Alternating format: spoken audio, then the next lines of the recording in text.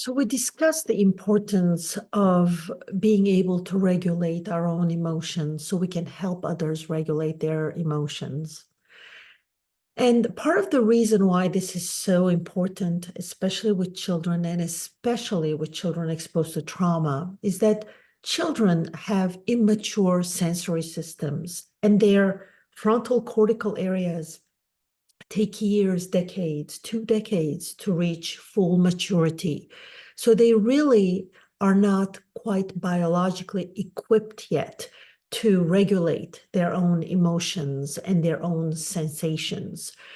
So because of these immaturities, it is difficult for them to have the tools to remain calm when their bodies are signaling alarms. And these can be simple alarms like hunger, like pain, or it could be alarms related to earlier trauma experiences.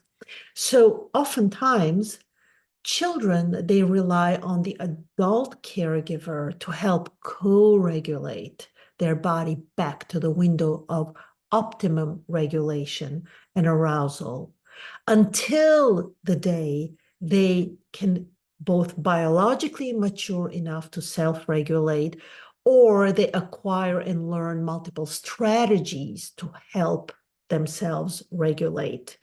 So attunement and co-regulation, being aware of and recognizing and monitoring the emotional, sensory, and behavioral regulation profiles and indices of others, to mimic them and to be able to be on the same wavelength and internalize them and help them regulate with us is really a critical skill. And the capacity to self-soothe is born out of many opportunities to establish these co-regulatory cycles.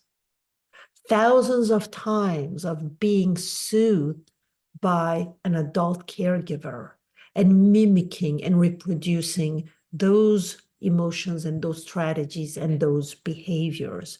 That's how children learn how to self-regulate, through co-regulation. So we are models for them.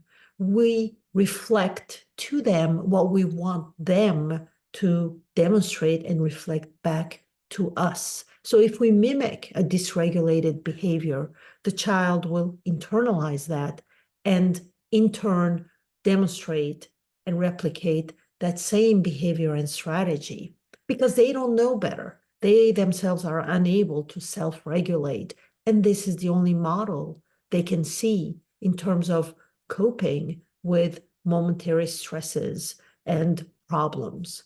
So attunement and co-regulation are critical functions and critical processes that allow a traumatized child to learn how to self-regulate.